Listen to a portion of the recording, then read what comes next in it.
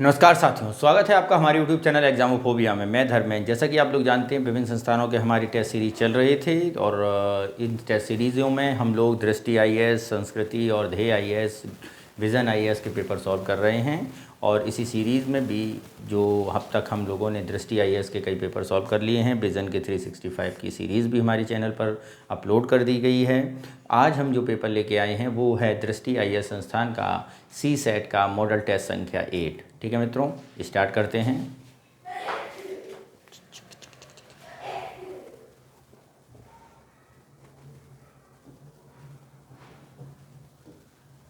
क्या है पहला, पढ़ें और देखते हैं।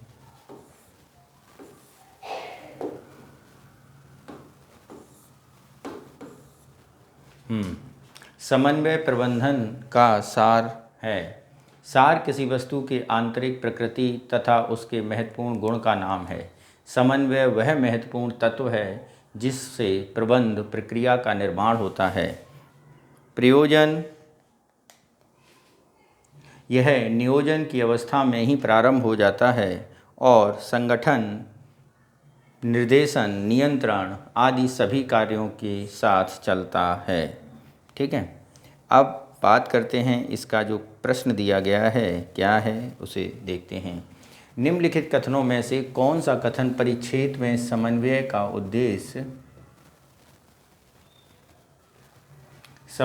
उद्देश्य है। ए, पारस्परिक हित संघर्षों को रोकना। 2, निर्देशन में एकता स्थापित करना। 3, संस्थान के साधनों, प्रयत्नों एवं उद्देश्यों में संतुलन स्थापित करना। 4, संसार को प्रभावपूर्ण बनाना। नीचे दिए गए कूट का प्रयोग कर सही उत्तर चुनिए। केवल 1 और 2, 1 और 3, 2, 3, 4 या सभी कथन सत्य हैं। तो यहाँ पर यदि हम समन्वय की बात करें तो सभी कथन यहाँ पर क्या हैं, सही हैं, यानी ऑप्शन कौन सा होगा, डी जो है हमारा सही होगा। नेक्स्ट क्या है देखते हैं। परिच्छेद के संदर्भ में औद्योगिक संगठन में समन्वय की आवश्यकता किन कारणों से होती है। 1, संगठन में मानवीय तत्व की निरंतर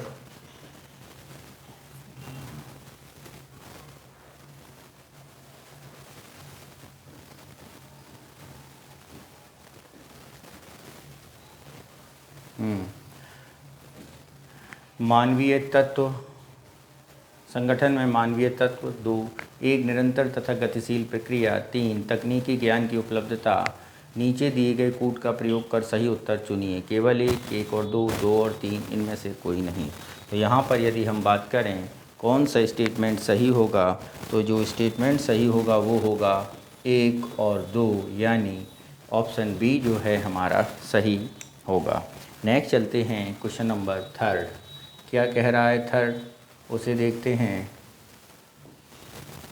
पारिस्थितिकी तंत्र हमें बहुमूल्य नवीकरणीय संसाधन एवं सेवाएं जैसे कि भोजन, रेशा, जल संग्रहण एवं बाढ़ नियंत्रण, निर्माण कार्य हेतु लकड़ी, वायु एवं जल से प्रदूषणकारी तत्वों को हटाने, कीट एवं बीमारी नियंत्रण तथा सुधार और जलवायवीय दशाएं प्रदान करता है। कुछ हद तक इन वस्तुओं एवं सेवाओं को भी पर्यावरण प्रदूषण से खतरा होता है। इन्हें नागरिक प्रयासों, मानव निर्मित रसायनों और गैर नवीकरणीय ऊर्जा की आपूर्ति द्वारा स्थापित किया जाना चाहिए।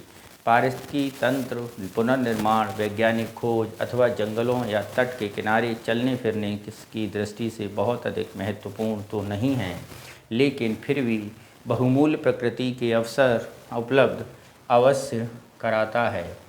वायु एवं जल प्रदूषण, उदाहरण के लिए औद्योगिक संयंत्र एवं मछली विहीन नदियों के आसपास के उजड़े हुए क्षेत्र से पर्यावरण को होने वाले अत्यधिक नुकसान को कम करने में महत्वपूर्ण प्रगति हासिल हुई है। खतरनाक स्तर की संभावित आपदाओं जैसे वन क्षेत्र का कम होना, मुहानों पर विषाक्त सूक्ष्मजीवों से व्यापक रूप से फैलने वाली महामारियाँ, वन्य जीवन के पुनरुत्पादन में विफलता, स्थायी जैव प्रदूषकों का पुनर्वितरण, महत्वपूर्ण आवासों का विनाश, विषाणु जनित संक्रामक तथा वैश्विक जलवायु परिवर्तन आदि को समझने एवं इन्हें नियंत्रित करने के संबंध में अभी बहुत कुछ समझना बाकी है। तो ये पैरा दिया गया था अब हम देखते हैं इसमें क्या क्वेश्चंस हैं।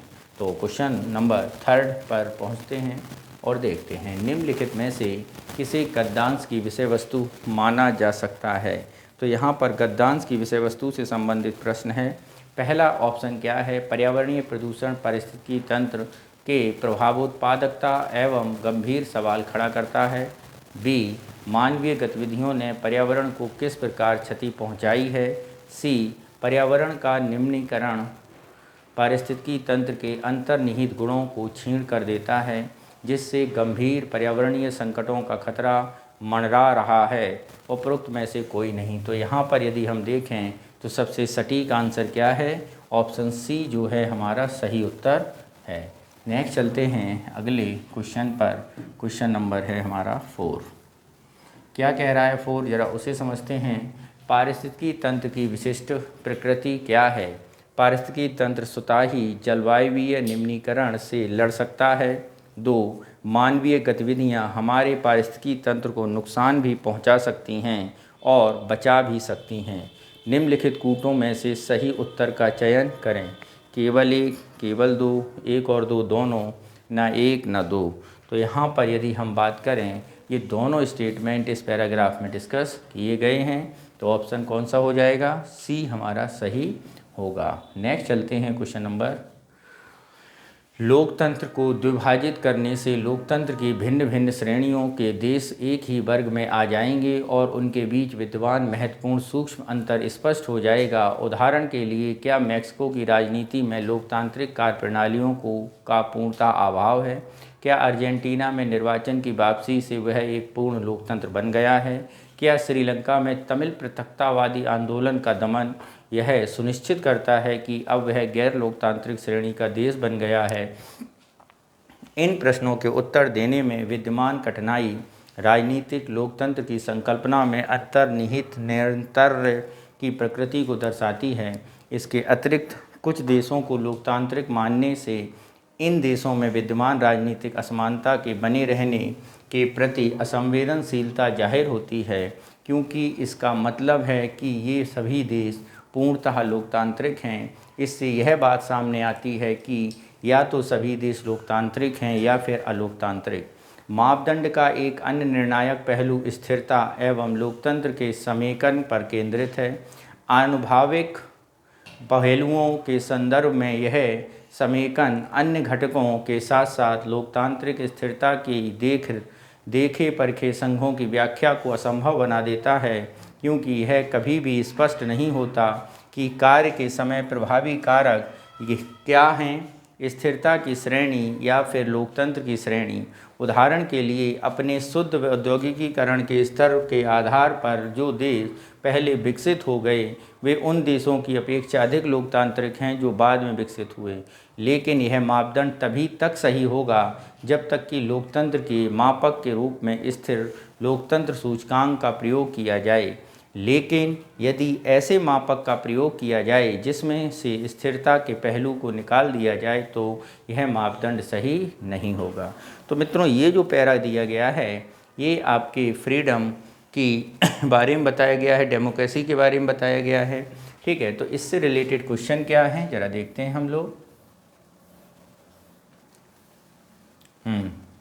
पहला क्वेश्चन, गद्यांश के अनुसार लोकतंत्र को द्विभाजित करने में कुछ सीमाएं क्यों हैं। 1, क्योंकि राजनीतिक लोकतंत्र एक गतिशील प्रक्रिया है, बिल्कुल सही है। क्योंकि राजनीतिक लोकतंत्र असंवेदनशील प्रक्रिया है, नहीं, राजनीतिक लोकतंत्र एक असंवेदनशील प्रक्रिया नहीं है, ये बात गलत है। क्योंकि राजनीतिक लोकतंत्र की धारणा एक देश से दूसरे देश में बदलती रहती है, ये बात बिल्कुल सही है, इसमें कोई दो राय नहीं, ये दोनों बातें सही हैं और ये दोनों सी में हैं और सी ऑप्शन हमारा सही होगा। नेक्स्ट चलते हैं, स्थिरता और लोकतंत्र के समेकन के संदर्भ में निम्नलिखित में से कौन सा सही है। ए, लोकतंत्र के मापक के रूप में बहुल लोकतंत्र सूचकांक हो सकते हैं। बी, औद्योगिक राष्ट्रों को अधिक लोकतांत्रिक होने की वजह से अधिक स्थिर होना चाहिए। सी, विकसित देशों में स्थिरता घटक अधिक प्रभावी होता है। डी समकालिक लोकतंत्र और स्थिरता एक अस्पष्ट प्रक्रिया है। तो यहाँ पर यदि हम बात करें कौन सा ऑप्शन सही होगा, तो यहाँ पर लोकतंत्र में निम्नलिखित में से समकालिक लोकतंत्र और स्थिरता एक अस्पष्ट प्रक्रिया है। ठीक है, ये बात इस पैराग्राफ में दी गई है। अगला पैरा 4 प्रश्न हैं और इनके बारे में इस पैराग्राफ से पढ़िए। भारत का संविधान एक विलक्षण दस्तावेज है जो अनेकों देशों खास तौर से साउथ अफ्रीका के लिए एक प्रतिमान हो गया है। 3 वर्ष तक संविधान बनाने की प्रक्रिया का मुख्य उद्देश्य यह रहा है कि एक ऐसा संतुलित संविधान बनाया जाए जिसमें संविधान द्वारा निर्मित संस्थाएं अस्त व्यस्त या काम चलाऊ व्यवस्थाएं मात्र न हों, बल्कि लोगों की आकांक्षाओं को लेकर लंबे समय तक संजोए रख सकें।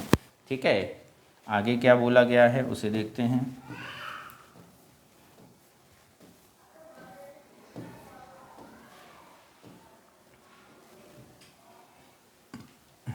क्या है? उपरोक्त परिच्छेद में निम्नलिखित में से कौन सा सर्वाधिक तार्किक और तर्कसंगत निष्कर्ष निकाला जा सकता है? ए, भारत के संविधान की तुलना में कोई और संविधान नहीं है। ठीक है, इसके अलावा दक्षिण अफ्रीका का संविधान भारत के संविधान का आधार बनकर बनाया गया है। भारत में सभी संस्थाओं की कार्यप्रणाली संविधान के अनुसार है। कोई भी तर्कसंगत निष्कर्ष नहीं निकाला जा सकता। ये तीनों एक भी निष्कर्ष नहीं निकाले जा सकते, इसलिए हमारा आंसर डी होगा। ठीक है, नेक्स्ट चलते हैं क्वेश्चन नंबर 4, अगला पैरा। एक लोकतंत्र की उन्नति के लिए वाक एवं अभिव्यक्ति की राजनीतिक और पत्रकारिता संबंधी स्वतंत्रता का बना रहना अति आवश्यक है।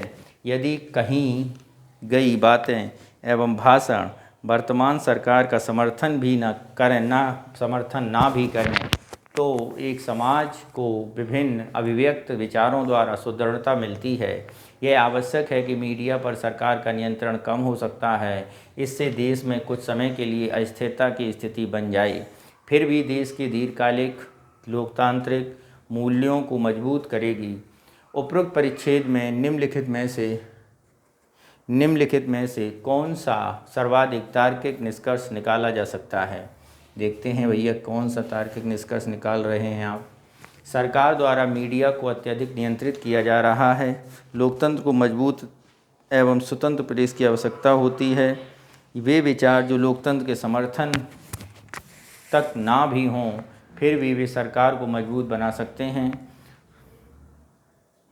सरकार द्वारा मीडिया पर नियंत्रण से मुक्त करना चाहिए तथा भाषण से कुछ स्वरूपों पर से अपना नियंत्रण हटाना चाहिए।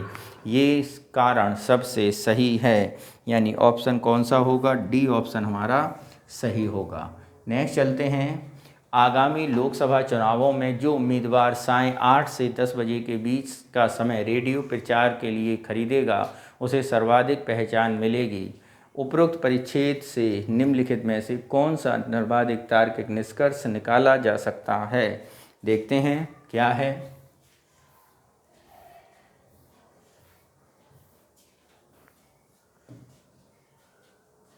लोकसभा चुनाव में सर्वाधिक पहचान के लिए उम्मीदवार को रेडियो प्रचार के अलावा किसी और मीडिया चैनल पर खर्च करने की आवश्यकता नहीं है।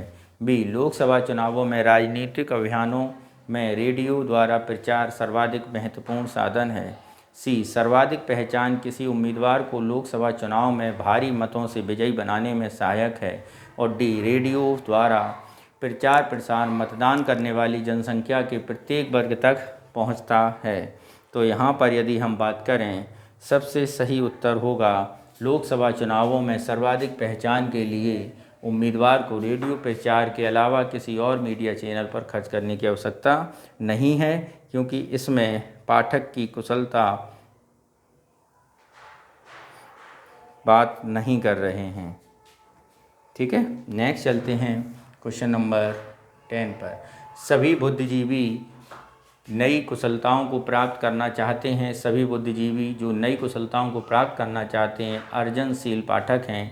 इसलिए सभी बुद्धिजीवी को अर्जनशील पाठक नहीं है, बुद्धिमान नहीं हैं। तो अगर हम यहाँ पर बात करें कौन सा निष्कर्ष निकाला जा सकता है, तो क्वेश्चन के देखें, कुछ अर्जनशील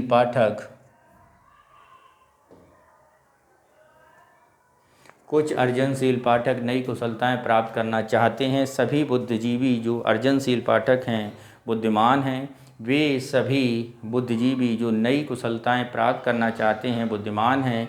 बुद्धिजीवी जो अर्जनशील पाठक नहीं हैं ज्ञानी नहीं हैं। तो इसका सही उत्तर पहला ही है, ऑप्शन ए हमारा सही होगा। नेक्स्ट चलते हैं अगले पैरा पर। लगभग सभी राज्यों के राष्ट्रीय भूभागों के भीतर एक या अधिक अल्पसंख्यक समूह हैं जिनका उस सजातीय, भाषाई या धार्मिक पहचान के रूप में वर्णन किया गया है जो बहुसंख्यक जनसंख्या से भिन्न हैं। अल्पसंख्यकों के बीच और अल्पसंख्यकों एवं बहुसंख्यकों के बीच सौहार्दपूर्ण संबंध तथा प्रत्येक समूह की पहचान के लिए प्रति सम्मान भाव हमारे वैश्विक समाज के बहुसजातीय और बहुसांस्कृतिक विविधता के लिए एक विशाल परिसंपत्ति है। राष्ट्रीय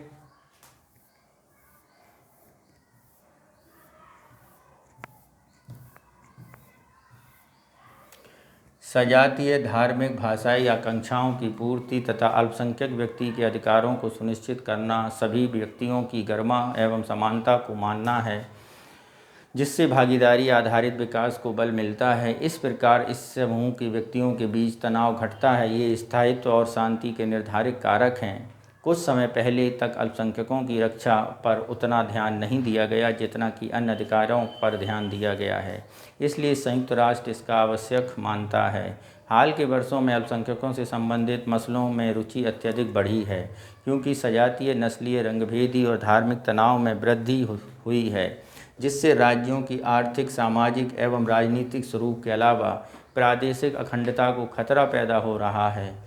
राष्ट्र संघ में समूहों के रूप में अल्पसंख्यकों की रक्षा की व्यवस्था की स्थापना का राजनीतिक जीवन पूरा हो चुका था और 1947 में संयुक्त राष्ट्र द्वारा मानने के चलते उनको सार्वभौमिक मानव अधिकार घोषणा पत्र से प्रस्तावित किया गया है। ये प्रपत्र व्यक्तिगत मानव अधिकारों एवं स्वतंत्रताओं द्वारा गैर भेदभाव एवं समानता के सिद्धांतों पर आधारित थे। इस बारे में दृष्टिकोण यह था कि यदि गैर भेदभावपूर्ण प्रावधानों का प्रभावी तरीके से क्रियान्वयन किया जाता है तो अल्पसंख्यकों के अधिकार संबंधी विशेष प्रावधान आवश्यक नहीं होंगे। लेकिन शीघ्र ही यह स्पष्ट हो गया है कि भेदभाव से अल्पसंख्यकों को बेहतर ढंग से रक्षा और उनकी पहचान को बढ़ावा देने के लिए भविष्य में उपाय आवश्यक थे। इस उद्देश्य की प्राप्ति के लिए अल्पसंख्यकों के विशेष अधिकारों का विस्तार किया गया है और अंतर्राष्ट्रीय मानव अधिकार प्रपत्रों में गैर भेदभावपूर्ण प्रावधानों में पूरक के रूप में उपाय अपनाए गए हैं। क्या है क्वेश्चन, उसे देखते हैं। हमारे वैश्विक समाज में बहुसजातीय और बहुसांस्कृतिक विविधता के लिए विशाल परिसंपत्ति है। अल्पसंख्यक अनेक दृष्टि से बहुसंख्यक जनसंख्या से भिन्न हैं। लगभग सभी राज्यों के राष्ट्रीय भूभाग के भीतर एक अधिक समूह हैं। अल्पसंख्यकों का उनकी सजातीय, भाषाई या धार्मिक पहचान के रूप में वर्णन किया जाता है। अल्पसंख्यकों एवं बहुसंख्यकों के बीच सौहार्दपूर्ण संबंध तथा प्रत्येक समूह की पहचान के प्रति सम्मान भाव है। तो यहाँ पर यदि हम बात करें कौन सा कथन सही होगा, अल्पसंख्यकों के बीच, अल्पसंख्यकों एवं बहुसंख्यकों के बीच सौहार्दपूर्ण संबंध, प्रत्येक समूह की पहचान के प्रति सम्मान का भाव, ये स्टेटमेंट सही है। नेक्स्ट है हमारा संयुक्त राष्ट्र द्वारा अल्पसंख्यकों की रक्षा के बारे में नए दृष्टिकोण को अपनाने का निम्नलिखित में से कौन सा उद्देश्य नहीं है। ए, अल्पसंख्यकों का आत्मनिर्णय को बढ़ावा देना। बी, राष्ट्रीय, सजातीय, धार्मिक और भाषाई समूह की आकांक्षाओं की बेहतर ढंग से पूर्ति करना। सी, अल्पसंख्यकों के बीच, अल्पसंख्यकों एवं बहुसंख्यकों के बीच सौहार्दपूर्ण संबंध। डी, अल्पसंख्यकों के विशेष अधिकारों का विस्तार करना और अंतर्राष्ट्रीय मानवाधिकार दस्तावेज में विभेद और रोकथाम को पूरक उपाय अपनाना। तो सबसे सही उत्तर जो नहीं है वो ये है, बाकी ये सारे के सारे सही हैं। ठीक है, नेक्स्ट चलते हैं क्वेश्चन नंबर 13 पर। क्या कह रहा है, संयुक्त राष्ट्र के अंतर्गत समूह के रूप में अल्पसंख्यकों का रक्षा की व्यवस्था को संयुक्त राष्ट्र चार्टर और UDHR द्वारा प्रतिस्थापित किए जाने का निम्नलिखित में से कौन सा कारण है। राष्ट्रों की यह गलत धारणा थी कि अल्पसंख्यक के अधिकारों के लिए विशेष प्रावधान आवश्यक नहीं होंगे। यह स्पष्ट है कि अल्पसंख्यकों की बेहतर ढंग से रक्षा के लिए भविष्य में उपाय आवश्यक थे। संयुक्त राष्ट्र संघ अंगीकार की गई अल्पसंख्यकों की रक्षा की व्यवस्था अपना राजनीतिक जीवन पूरा कर चुकी थीं। यदि गैर भेदभावपूर्ण प्रावधानों पर प्रभावी ढंग से कार्यान्वयन किया जाए तो अल्पसंख्यकों के अधिकारों के विशेष प्रावधान आवश्यक नहीं थे। तो यहाँ पर यदि हम बात करें कौन सा ऑप्शन सही होगा, तो सबसे सही उत्तर है ऑप्शन सी, संयुक्त राष्ट्र द्वारा अंगीकार की गई अल्पसंख्यकों की रक्षा की व्यवस्था अपना राजनीतिक जीवन को पूरा कर चुकी थी। नेक्स्ट चलते हैं क्वेश्चन नंबर 14 पर। क्या कह रहा है 14? स्थायित्व और शांति के लिए निम्नलिखित में से कौन सा कारक नहीं है? समूहों और राजनीतिक व्यक्तियों के बीच तनाव में वैश्विक जीव रूप में वृद्धि। बी, राष्ट्रीय, सजातीय, धार्मिक और भाषाई समूहों की आकांक्षाओं की पूर्ति करना। सी, अल्पसंख्यक व्यक्तियों के अधिकारों को सुनिश्चित करना और सभी व्यक्तियों की गरिमा और समानता को मानना और भागीदारी आधारित विकास को बल देना। तो यहाँ पे सबसे सही उत्तर है आपका ऑप्शन ए, समूहों और स्थायित्व के बीच वैश्विक रूप से वृद्धि। ठीक है, नेक्स्ट चलते हैं क्वेश्चन नंबर 15 पर।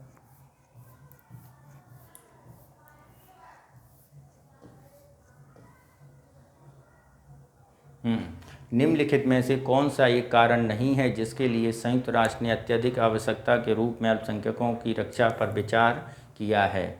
ए, हाल के वर्षों में सजातीय, नस्ली और धार्मिक तनाव में वृद्धि हुई है। बी, अल्पसंख्यकों के बारे में किसी संगठन का रुचि न लेना। सी, अल्पसंख्यक संबंधी ये तनाव राज्यों के आर्थिक और सामाजिक राजनीतिक के प्रति खतरा पैदा कर रहे हैं। और डी, कुछ समय पहले तक अल्पसंख्यकों के मसले में उतना ध्यान न देना जितना कि अन्य अधिकारों पर दिया गया है।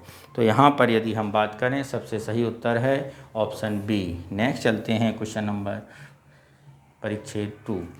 पृथक्करण का सिद्धांत यह है कि यदि किसी अधिनियम का अतिवर्तन करने वाला उपबंध जो मूल अधिकार में प्रतिकूल या असंवैधानिक है शेष अधिनियम से पृथक किया जा सकता है, केवल अतिवर्तनकारी उपबंध को ही शून्य घोषित किया जाएगा या संपूर्ण अधिनियम को नहीं। अतएव न्यायालय को यह देखना चाहिए कि क्या असंगत, अपवर्तनकारी, अतिवर्तनकारी भाग शेष अन्य भाग से अलग किया जा सकता है या नहीं।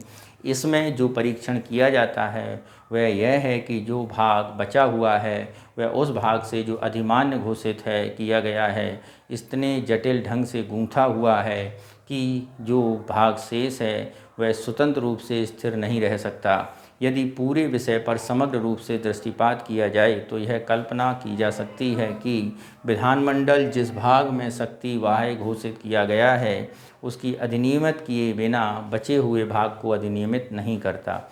यदि अच्छे या बुरे उपबंध जुड़े हुए हैं और अच्छे उपबंधों का परिवर्तन बुरे उपबंधों के परिवर्तन पर आश्रित नहीं है किया गया है, अर्थात यदि बुरे उपबंध प्रवर्त न किए जाएं तो भी अच्छे उपबंध प्रवर्त किए जा सकते हैं।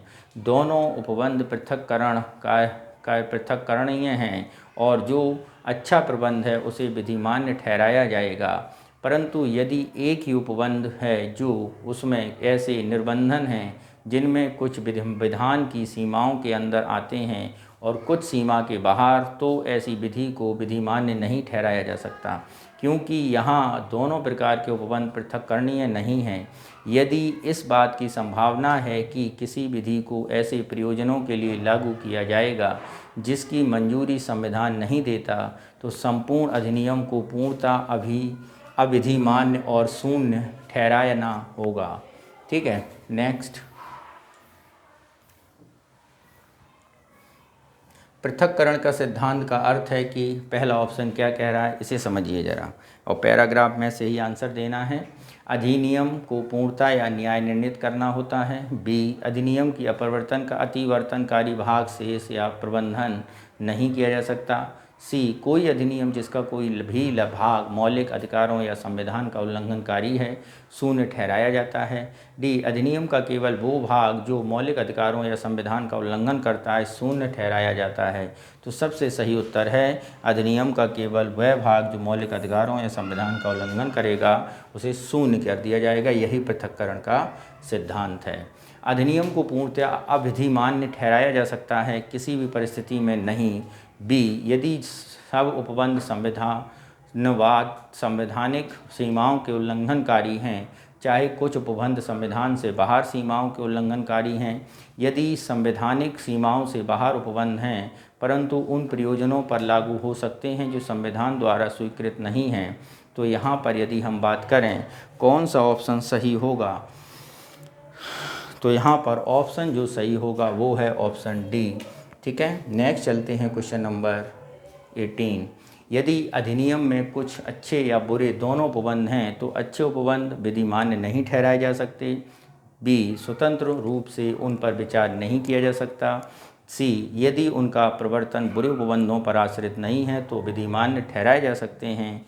डी, बुरे उपबंधों को के साथ उनके संबंध को पर ध्यान देना विधिमान्य नहीं कर सकते। तो यहाँ पर यदि हम बात करें कौन सा ऑप्शन सबसे सटीक है, तो वो है यदि उनका प्रवर्तन बुरे उपबंधों पर आश्रित नहीं है तो विधिमान्य ठहराए जा सकते हैं। ऑप्शन सी हमारा सही उत्तर होगा। नेक्स्ट है हमारा, यह उक्ति उस किस जैसी है, उक्ति यह किस जैसी है जैसा है मूल विचार प्रक्रिया में आता है कि कोई व्यक्ति किस प्रकार इस धरती पर खंडों में व्याप्त वस्तुओं और घटनाओं का अवलोकन एवं विवरण देता है। ठीक है, इस धरती पर असीम गोचरीय विविधता हैं, मगर कोई व्यक्ति इस बात का निर्णय कैसे करे क्या देखा जाए धरती या इसके किसी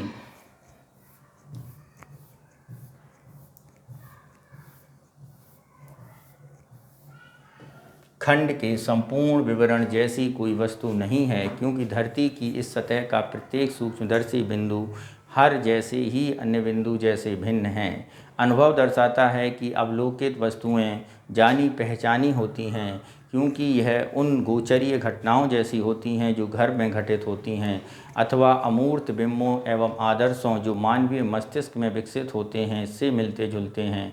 अमूर्त बिंबों का निर्माण कैसे होता है? जानवरों में से केवल मानव को ही भाषा प्राप्त हुई है। उनके शब्द विशेष वस्तुओं का ही नहीं बल्कि वस्तुओं की कोटियों के मानसिक बिंबों का प्रतीक बनते हैं।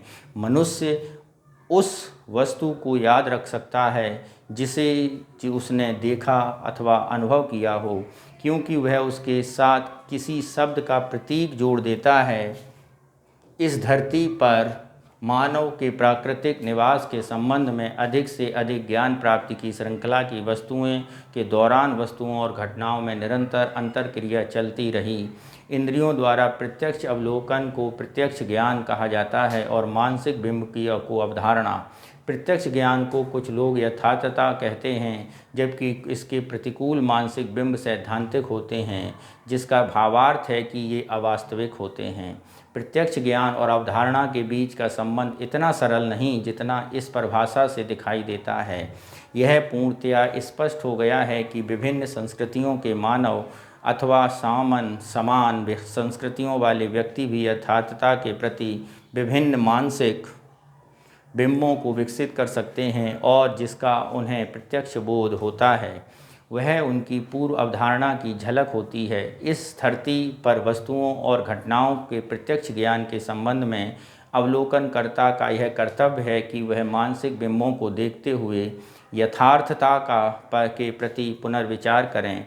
अवलोकनकर्ता का प्रत्यक्ष ज्ञान उसकी अवधारणा का निर्धारण करता है, परंतु पिछले प्रत्यक्ष ज्ञान के साधारणीकरण से अवधारणा का उद्गम होता है। वस्तु स्थिति यह है कि शिक्षित अवलोकनकर्ता को सिखाया जाता है कि वह किन्हीं अवधारणाओं को स्वीकार करे और इन अवधारणाओं को वह अपने व्यावसायिक जीवन के दौरान उन्हें तीव्र अथवा परिवर्तित करता है। विद्वता के किसी क्षेत्र में किसी समय पर की दिया गया व्यावसायिक मत यह निर्धारित करता है कि कौन सी अवधारणा अथवा प्रक्रियाएं स्वीकार्य हैं और ये विद्वतापूर्ण व्यवहार के आदर्श की व्यवस्थापना करते हों। क्वेश्चन देखते हैं, गद्यांश में वर्णित समस्या में किसकी झलक है? ऑप्शन ए देखें तो पता चलेगा विचार प्रक्रिया की, मानवीय व्यवहार की, सांस्कृतिक प्रत्यक्ष ज्ञान की या व्यावसायिक की। तो यह समस्या ग्रसित है विचार प्रक्रिया की। नेक्स्ट है क्वेश्चन नंबर 20, गद्यांश के अनुसार ज़्यादातर मानव मन में होता है। वस्तुओं का अवलोकन, मानसिक बिंबों का बनना, भाषा द्वारा अभिव्यक्ति, ज्ञान जुटाना। तो यहाँ पर बिंब के बारे में ज़्यादा चर्चा है और यानी ऑप्शन बी हमारा सही होगा। नेक्स्ट है क्वेश्चन नंबर 21। अवधारणा से भाव है एक मानसिक बिंब, एक यथार्थता, भाषा के रूप में अभिव्यक्त विचार, उपरोक्त सभी। तो यहाँ पर यदि हम बात करें तो अवधारणा का भाव एक मानसिक बिंब है। नेक्स्ट है क्वेश्चन नंबर 22। प्रत्यक्ष ज्ञान की अवधारणा से संबंध है सकारात्मक, नकारात्मक, प्रतिबिंबित और संपूर्ण। तो ये जो है वो है आपकी प्रत्यक्ष ज्ञान की अवधारणा नकारात्मक। नेक्स्ट है प्रत्यक्ष ज्ञान से भाव है इंद्रियों द्वारा प्रत्यक्ष अवलोकन, एक कल्पित विचार, प्रतिबिंब के दूसरे एक अमूर्त बिंब। तो यहाँ पर यदि हम बात करें तो कौन सा ऑप्शन सही है, तो ये है इंद्रियों द्वारा प्रत्यक्ष अवलोकन। किसके द्वारा? इंद्रियों द्वारा प्रत्यक्ष अवलोकन को ही ज्ञान कहा जाता है। नेक्स्ट चलते हैं क्वेश्चन नंबर अगले पैरा पर।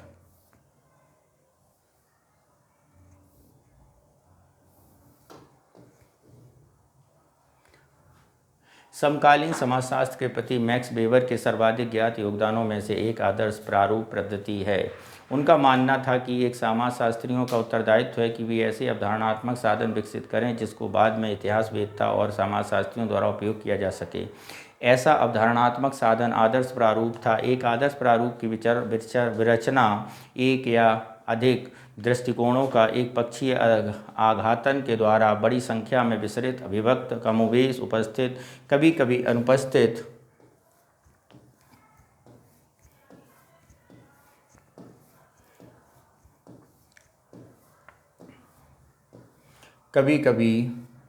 अनुपस्थित ठोस वास्तविक घटनाएं जो एक कक्षीय प्रवृत्ति प्रबलित दृष्टिकोण के अनुसार एकीकृत विश्लेषणात्मक रचना में व्यवस्थित किए गए हैं, एक संश्लेषण द्वारा होती हैं। अपनी अवधारणात्मक शुद्धता में यह मानसिक रचना वास्तविकता में अनुभाविक रूप से कहीं भी नहीं पाई जा सकती। यह अनिवार्यता अनुभविक शोध करने में और सामाजिक जगत की विशिष्ट पहलू से समझने में सहायक एक मापक दंड हैं। तो क्वेश्चन नंबर 24 में क्या कहा जा रहा है उसे हम लोगों को देखना है। वेबर के अनुसार निम्नलिखित में से किसमें आदर्श प्रारूप का पहलू अनिश्चित नहीं है? तो देखते हैं। पहला, मानसिक रचना एक पक्षीय आघातन विरचित दृष्टिकोण वास्तविकता में विद्यमान। बी, मानसिक रचना एक पक्षीय अध्ययन द्वारा विरचित दृष्टिकोण वास्तविकता के अनुभविक रूप में कहीं भी नहीं पाई जा सकती।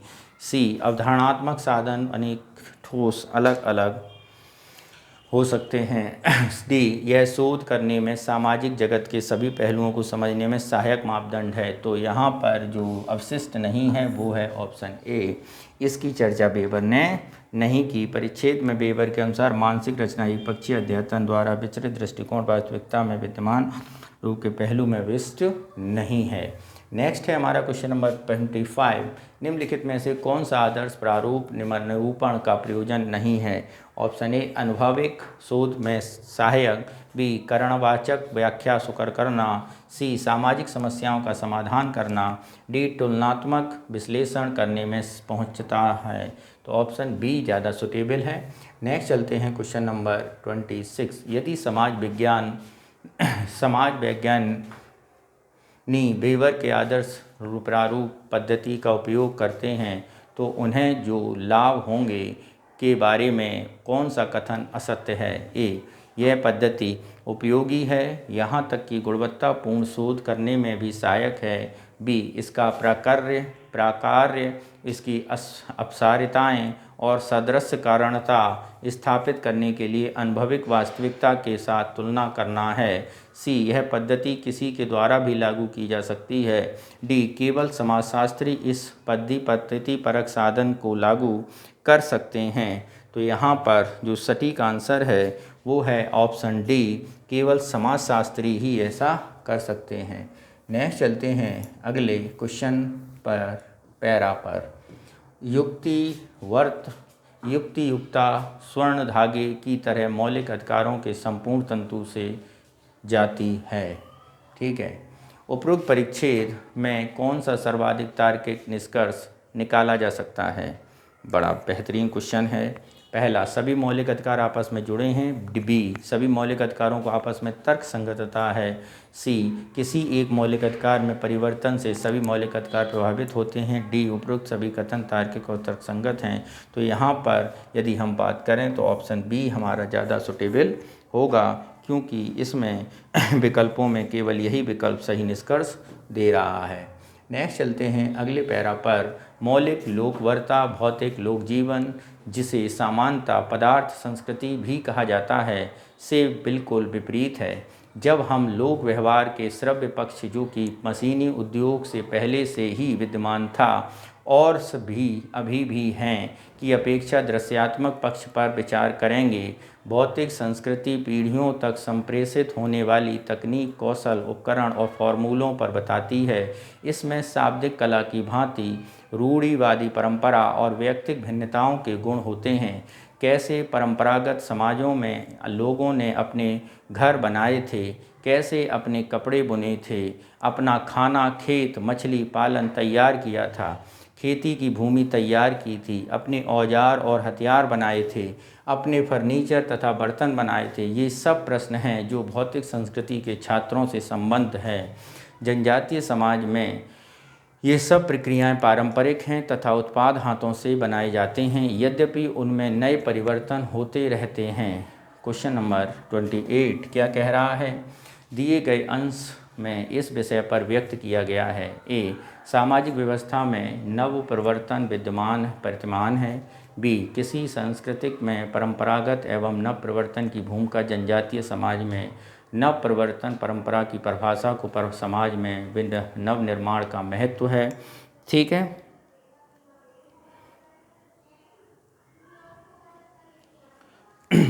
तो यहाँ पर जो सबसे सटीक उत्तर है वो होगा ऑप्शन बी। कौन सा? Option B.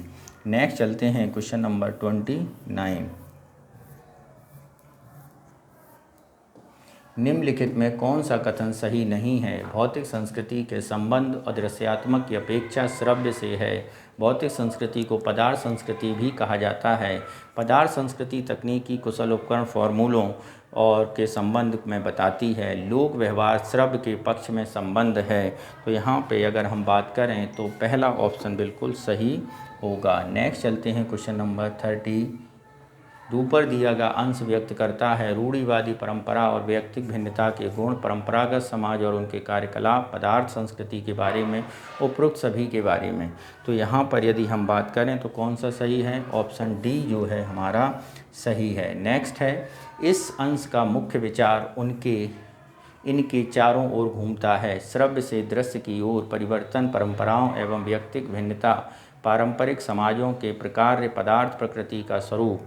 तो यहाँ पर यदि हम बात करें तो कौन सा सही होगा? ऑप्शन डी हमारा सही उत्तर होगा। नेक्स्ट है क्वेश्चन नंबर 32। क्या कह रहा है जरा उसे समझिए। सोनिया की दुकान पर एक ऑफर चल रहा है। 4 रैपर वापस करने पर चॉकलेट मिलेगी। अरविंद के पास कुल 22 रुपये हैं। अधिकतम कितनी चॉकलेट प्राप्त कर सकता है यदि प्रत्येक चॉकलेट की कीमत 1 रुपये है? 4 रैपर वापस करने पर यानी 22 चॉकलेट तो वो वैसे प्राप्त कर लेगा 1 रुपये की एक हिसाब से। फिर जब हम देखें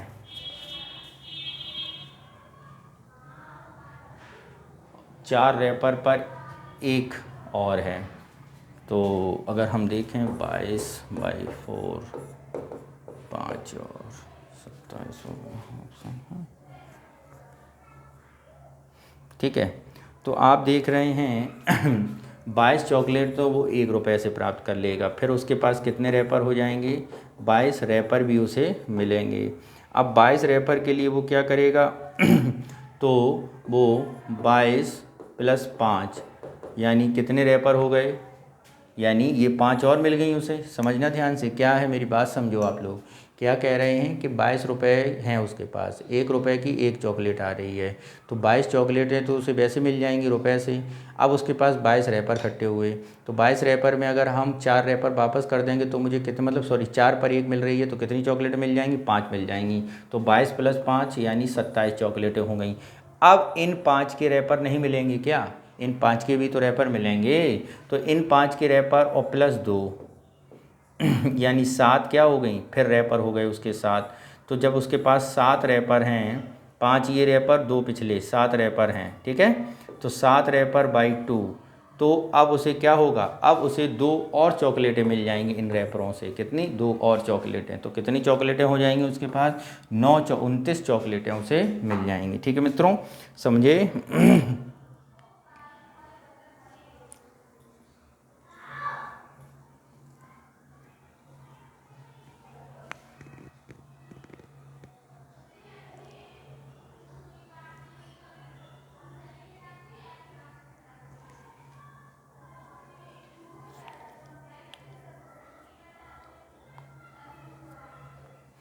ठीक है, नेक्स्ट चलते हैं क्वेश्चन नंबर 33। जिंक एवं टिन के मिश्रण में जिंक का भार के आधार पर 35%, यदि जिंक की अंतिम प्रतिशतता इतने % हो तो 400 ग्राम मिश्रण जिंक की आवश्यक कितनी मात्रा होगी।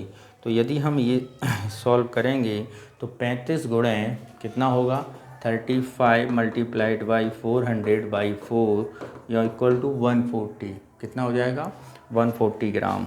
ठीक है, ठीक, जिंक और टिन। तो जब इसे आप सॉल्व करेंगे तो ये आएगा आपका 380 ग्राम। ठीक है, नेक्स्ट चलते हैं क्वेश्चन नंबर 34।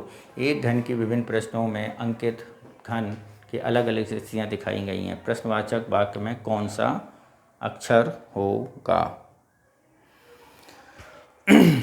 DMS, यहाँ देखिए D है, S है, तो S है यहाँ पर, तो M आया और S आया, यानी D के अपोजिट W। ओके, D के अपोजिट W। अब देखिए यहाँ पे D आया, U आया, Y आया, इधर U और W।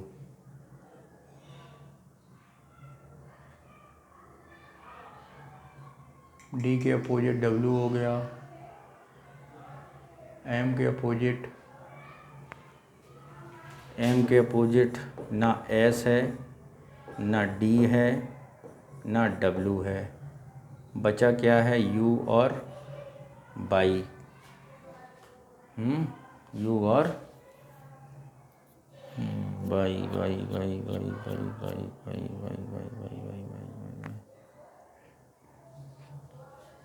जब W किया तो D आएगा नहीं। ठीक ठीक ठीक ठीक, देखते हैं क्या ऑप्शन दिया। ऑप्शन से भी क्वेश्चन आसानी से निकाले जा सकते हैं।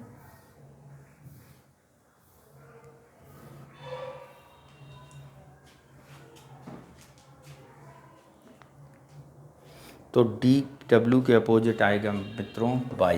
ठीक है, नेक्स्ट चलते हैं। कुछ बच्चों को एक वृत्त में खड़े होने के लिए कहा गया, समान दूरी पर खड़े हैं। छठा बच्चा 16वें बच्चे के विकर्ण की स्थिति में है। वृत्त में कुल कितने बच्चे हैं। अगर हम बात करते हैं, छठा बच्चा 16वें के अपोजिट में खड़ा हुआ है, ऐसे समझो, एक वृत्त में है, यहाँ छठवां है, यहाँ 16वां है। ठीक है, कितना है, यहाँ छठवां, यहाँ 16वां।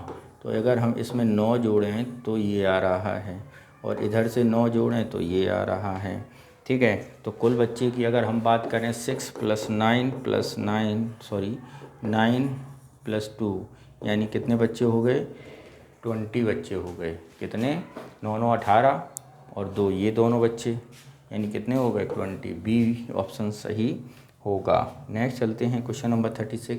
एक व्यक्ति ने 110 रुपये में 18 लोकल टिकटें खरीदी। प्रत्येक प्रथम श्रेणी के टिकट की मूल्य 10 रुपये है, द्वितीय श्रेणी के टिकट का मूल्य 3 रुपये। 18 टिकटों का दूसरा समूह क्या होगा जिसमें प्रथम श्रेणी और द्वितीय श्रेणी की टिकटों की संख्या का मूल्य प्रतिस्थापित किया गया हो। तो एक प्रथम श्रेणी के टिकट का मूल्य हम मानेंगे x और सेकंड श्रेणी के मूल्य मानेंगे y। तो x + y कितना हो गया, 18 लोकल टिकट। ठीक है, अब ज़रा देखिए, 10x + 3y = 110 है। यही तो कह रहा है, 3 रुपये के और 10 रुपये के। दूसरी बार क्या किया इसने, दूसरी बार अगर हम इसे जब सॉल्व करेंगे, इसे हमने सॉल्व कर लिया तो y = 10 आया और x = 8 आया। क्या आया, y = 10 और x = 8 आया। ठीक है, तो अब हमने विभाजित कर दिया अपोजिट, 10 + 3y, और वैल्यू हो गई कितनी इसकी, 10। कितनी हो गई, 10।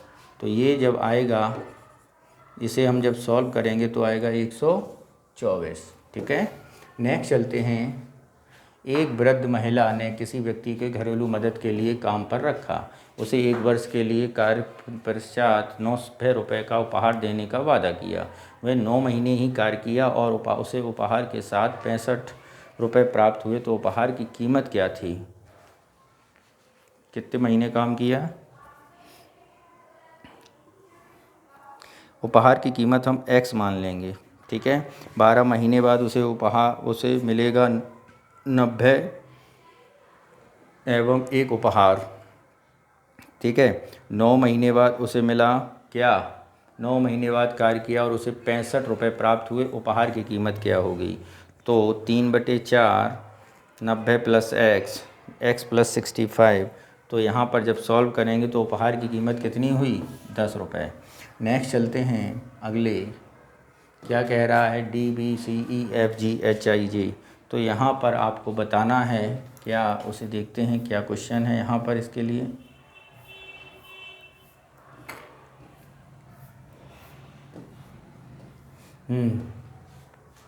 ए से जे तक जाने के बीच कितने मार्ग हैं? तो ए से जे तक जाने के संभावित मार्ग जो होंगे वो आपके होंगे 7। कितने होंगे? 7 होंगे। ठीक है। दूसरा, एक व्यक्ति मोटरसाइकिल से यात्रा कर रहा है। मोटरसाइकिल का माइलेज 50 मील प्रति मील है। 50 मील प्रति मील, 1 मील बराबर 1.6।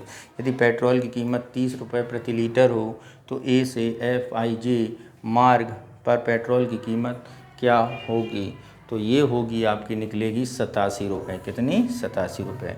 नेक्स्ट है, एक बंदर प्रत्येक घंटे की शुरुआत में 30 मीटर चढ़ता है और कुछ देर बाद ये आराम करने लगता है, जबकि अगले 1 घंटे की शुरुआत से पहले वह 20 फीट नीचे फिसल जाता है। यदि वह सुबह 8 बजे चढ़ना शुरू करे तो कितने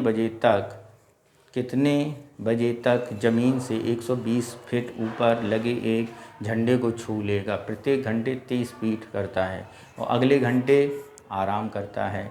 यानी 2 मिनट में वो 10 फीट चढ़ रहा है। कितने चढ़ रहा है? 2 मिनट में 10 फीट। यानी अगर हम बात करें 1 घंटे में उसके द्वारा कितना चढ़ा गया? 1 घंटे में 30 माइनस 20 बराबर 10 फीट। ठीक है। ठीक, बात समझना ध्यान से। तो अगर है कितना? 90 फीट। तो 120 है ना, तो 30 फीट हम छोड़ देंगे। तो 90 फीट वो चढ़ा कितने में? 10। यानी 10 घंटे में 90 फीट। ठीक है। 9 घंटे में चढ़ा। और जब 9 घंटे में 9 आवर में कितना चढ़ गया? 90 फीट। तो 10वें आवर में जब वो चढ़ेगा तब वो चढ़ जाएगा 120 फीट। तो यानी सुबह 8 बजे से उसमें 9 जोड़ें यानी 10 घंटे जोड़ें तो कितना बच जाएगा? शाम के 6। यानी ऑप्शन सी हमारा क्या होगा? सही होगा। नेक्स्ट चलते हैं क्वेश्चन नंबर 41। छोटा सा सामान रखने के लिए कुछ स्कूलों में लॉकर्स खुलते हैं। एक स्कूल में 1 से 100 तक संख्या तक के लॉकर थे। सभी लॉकर्स की सफाई करने के लिए खोला। मनोज आया, हर 5वें लॉकर को बंद करके चला गया। उसके बाद अनिल आया, उसने प्रत्येक सम संख्या के लॉकर को बंद कर दिया और उसने सम संख्या वाले सभी लॉकर खोल दिए। सब और कितने लॉकर्स ऐसे थे जो मनोज और अनिल के चले जाने के बाद भी खुले रहे? तो यहाँ पर यदि हम बात करें तो इतने लॉकरों की संख्या निकलेगी 40। नेक्स्ट चलते हैं क्वेश्चन नंबर 42 पर। क्या है?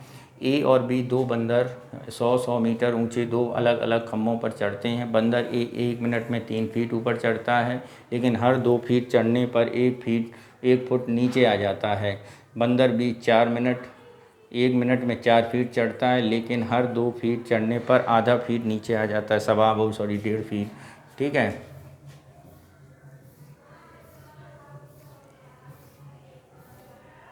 और फिसल जाता है। बंदर ए हर 2 मिनट में 1 मिनट में रुकता है, जबकि बंदर बी 3 मिनट के 1 मिनट में रुकता है।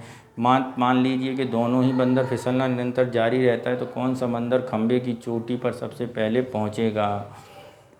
तो यहाँ पर यदि हम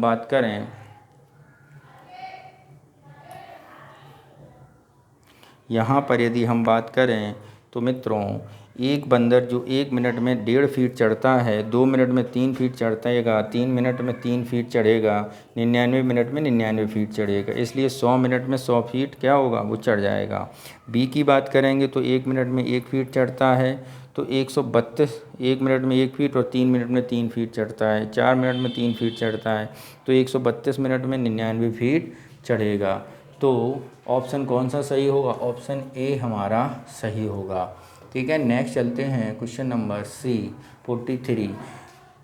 6500 रुपये की एक निश्चित व्यक्तियों की संख्या के बीच बराबर बांट दिया। 15 व्यक्ति होते तो प्रत्येक को 30 रुपये मिलते। वास्तविक व्यक्तियों की संख्या ज्ञात कीजिए।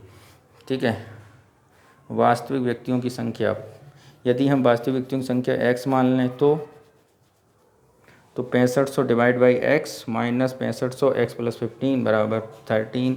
तो जब इसे सॉल्व करेंगे तो ये आएगा आपका 50, क्या आएगा 50। ठीक है, नेक्स्ट चलते हैं क्वेश्चन नंबर 44। 1/10 और 2/5 का अनुपात ज्ञात कीजिए। 1/10 और 2/5 का अनुपात यदि हम ज्ञात करेंगे तो क्या आंसर आएगा, इसको ज़रा सॉल्व करेंगे तो मित्रों इसका आंसर आएगा 1/4। क्या आएगा, 1/4। नेक्स्ट चलते हैं क्वेश्चन नंबर 45।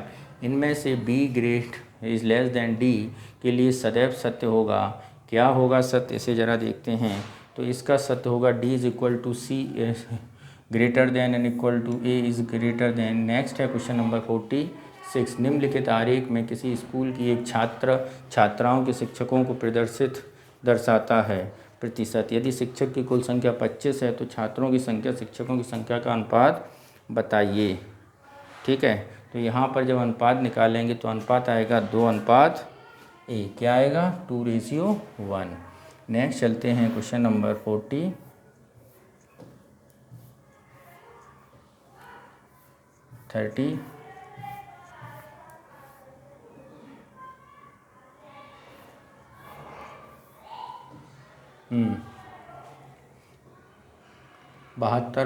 बहत्तर इन्फिनिटी का मान 72।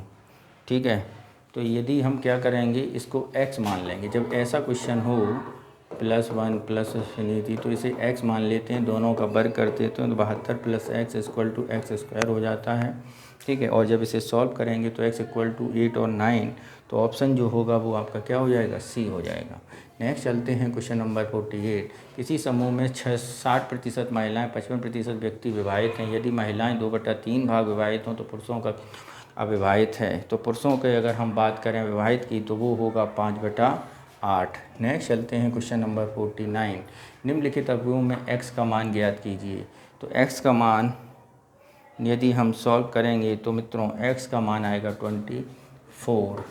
अगर इसका फॉर्मूला अगर आपको ना पता हो तो बता दें, 18 और फिर आपका 22 multiplied by 20 minus 25 multiplied by 20 plus minus plus. ठीक है, -22 20 इंटू 30 23 माइनस 25 इंटू एक्स और प्लस 25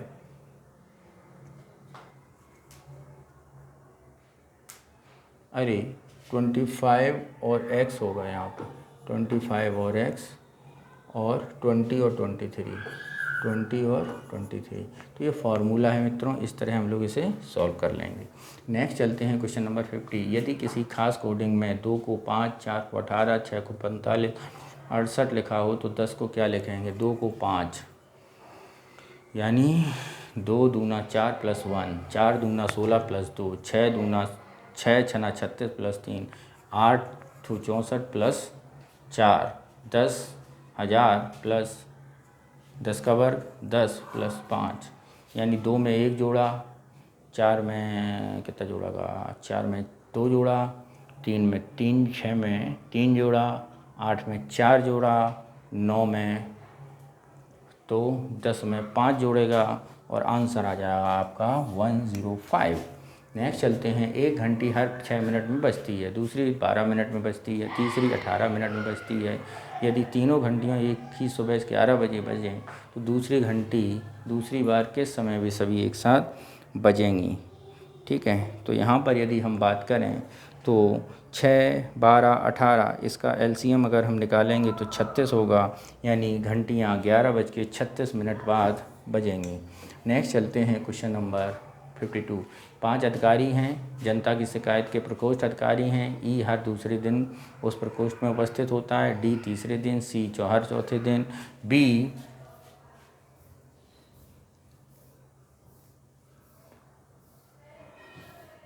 हर 5वें दिन। ए हर छठे दिन उपस्थित। 180 दिनों के अंदर सभी अधिकारी कितनी बार एक ही दिन में प्रकोष्ठ होंगे? तो यहाँ पर इसकी भी हम क्या करेंगे, एलसीएम निकालेंगे। ठीक है, 2, 3, 4, 5, 6 एलसीएम आया 60। 60 दिनों में एक बार 5 अधिकारी उपस्थित होंगे, तो 180 दिनों में 60 का भाग लगा देंगे, तो आंसर आ जाएगा 3। एक स्कूल में 1550 छात्र हैं। यदि प्रार्थना स्थल पर सभी छात्रों शिक्षकों को इस प्रकार खड़ा किया गया कि पंक्ति और स्तंभों की संख्या समान हो जाती, तो बताइए स्कूलों में कितने शिक्षक हैं? तो जब ऐसा सवाल हो तो इसका हम वर्गमूल निकालेंगे, और वर्गमूल जो निकलेगा उसका आंसर आएगा 50। ठीक है, ऐसे 15, 50 और इसका वर्गमूल निकाला तो आया 3, 9 यानी 650 और आया 69। ठीक है, और 9, तो क्या आंसर आ जाएगा 50। नेक्स्ट चलते हैं क्वेश्चन नंबर 54। एक व्यक्ति 7 बजे 8 बजे के बीच घूमने जाता है, वापस आता है, देखता है घड़ी में 1 घंटे की सुई मिनट की सुई की उपस्थिति में बदल गई। व्यक्ति कितने लगभग समय घूमने निकला था? ठीक है, तो जब ऐसा सवाल आए तो मित्रों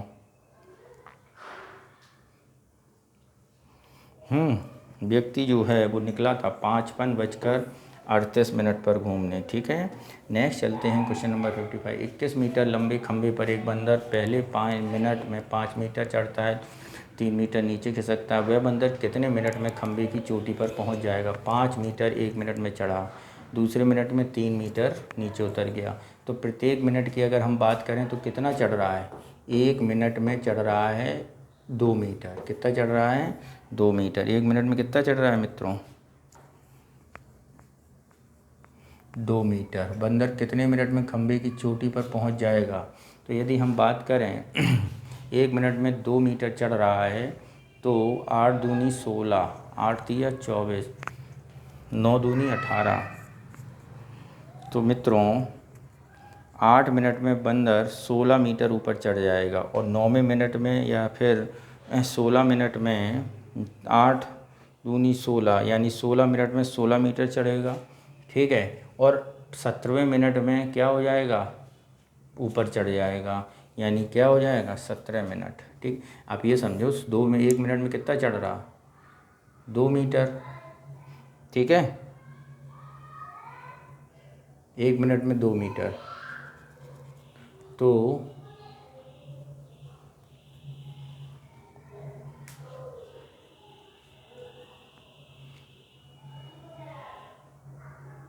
सोलह मिनट में कितना चढ़ेगा? 16 मीटर।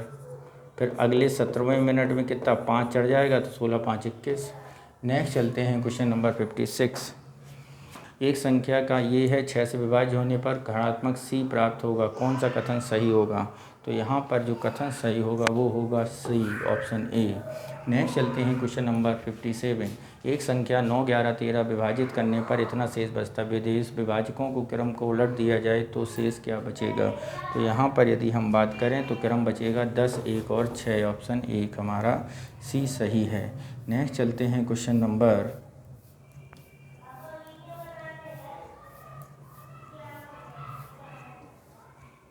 यदि n को 7 से विभाजित किया जाए शेषफल 4 आता है, और 3n+1 को 7 से विभाजित किया जाए तो शेषफल होगा 0, 3, 5, 6। तो यहाँ पर जो शेषफल होगा वो होगा 6, ऑप्शन डी हमारा सही होगा। नेक्स्ट चलते हैं। एक भिन्न और उसके व्युत्क्रम का योग 14/35 के बराबर है। 7/5 और 7/9, 2/7, 6/5। तो यहाँ पर यदि हम बात करें तो कौन सा ऑप्शन सही होगा? ऑप्शन ए हमारा सही होगा।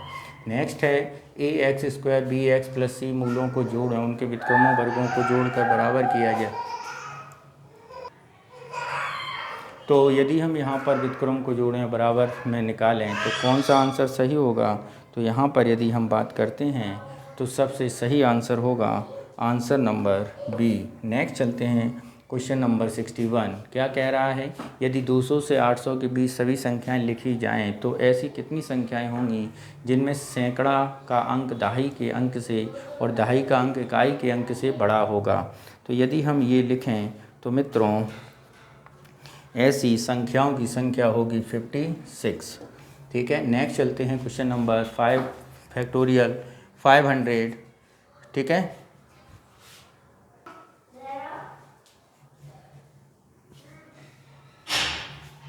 ठीक है। फैक्टोरियल 521 के पूर्णतः विभाजित हो तो k का अधिकतम मान क्या होगा?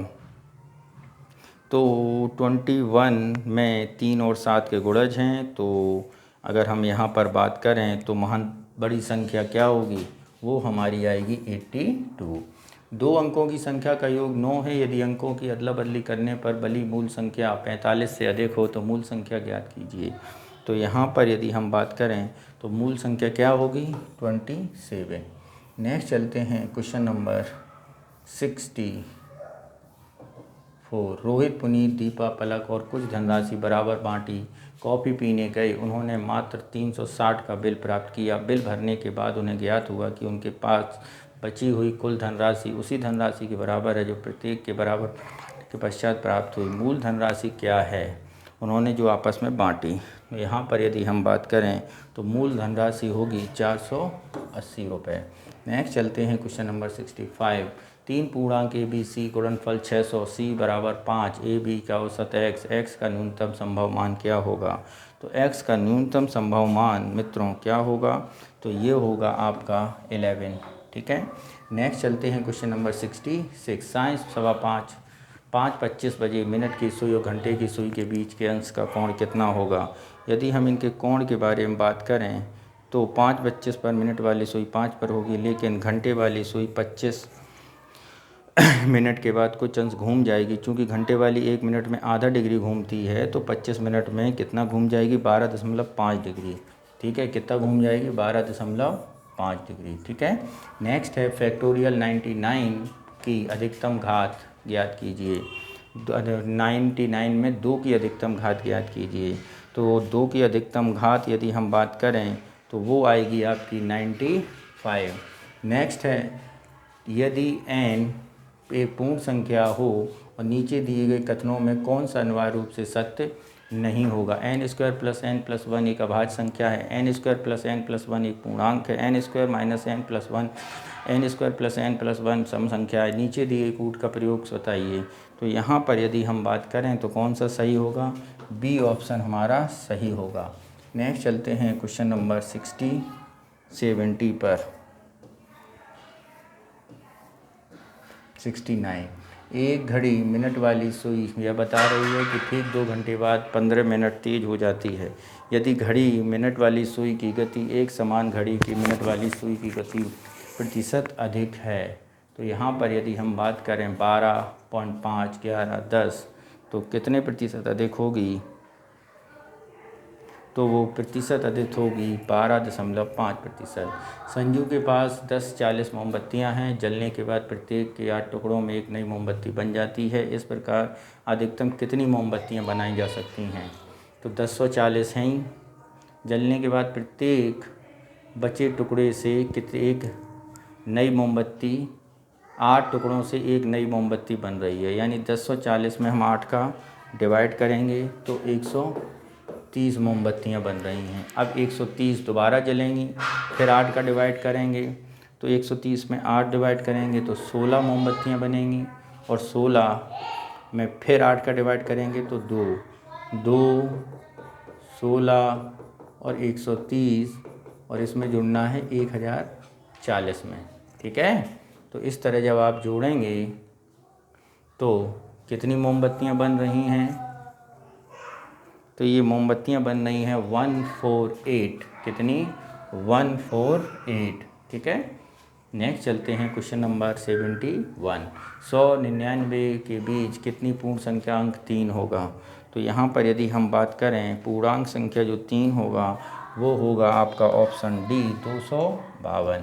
यदि x एक धनात्मक पूर्णांक है, x+1, x+2 तथा x+3 त्रिभुज की भुजाएं हैं, तो प्रत्येक में कौन सा x का मान हो सकता है? 1.1 1, 12 और 108। तो यहाँ पर यदि हम बात करें तो कौन सा मान हो सकता है? तो ये सभी मान उसके हो सकते हैं। नेक्स्ट चलते हैं क्वेश्चन नंबर 73। 12 माचिस की तीलियों को बिना तोड़े उनसे अधिकतम कितने एक समान वर्ग बनाए जा सकते हैं? 12 माचिस की तीलियों को बिना तोड़े अधिकतम कितने समान वर्ग बनाए जा सकते हैं? तो यदि हम बातें 12 किनारों वाले एक घन बना सकते हैं और प्रत्येक घन एक वर्ग होगा, यानी 6 सतह होंगी, इतने ही वर्ग होंगे, तो कितने वर्ग बनेंगे? 6 वर्ग बनेंगे। ठीक है। नेक्स्ट चलते हैं क्वेश्चन नंबर, किसी वर्ष में जनवरी के महीने में 4 बुधवार और 4 रविवार हों तो 1 जनवरी को कौन सा दिन पड़ा होगा? 31 दिन होते हैं पहले सप्ताह में, रविवार से बुधवार दिनांक 4 से 7 को होगा, क्योंकि इसी महीने केवल 4 रविवार और 4 बुधवार हैं। तो 1 जनवरी को क्या होगा मित्रों? 1 जनवरी को बनेगा आपका गुरुवार। नेक्स्ट चलते हैं क्वेश्चन नंबर अगले पर, क्वेश्चन नंबर 75। उन संख्याओं को छोड़कर जो 3 से विभाजित हैं, 1 से 99 की गिनती में अंक 5 कितनी बार आएगा? 13, 14, 15 और 16। तो यहाँ पर यदि हम बात करें तो जो अंक आएगा वो आएगा 14 बार, यानी ऑप्शन बी हमारा जो है सही होगा। नेक्स्ट चलते हैं, यदि n सभी संभावित धन पूर्णांकों की संख्या क्या होगी जो n² + 96 पूर्ण वर्ग होगी? तो n² + 96 जो पूर्ण वर्ग होगी वो होगी आपकी संख्या 4, ऑप्शन बी हमारा सही होगा।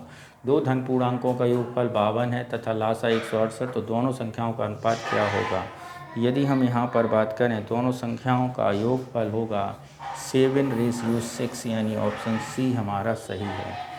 यदि py/2/3 ry/r5/6, ठीक है, और s² - p और s1p1 होगा तो क्या आएगा? तो ये मित्रों आएगा आपका आंसर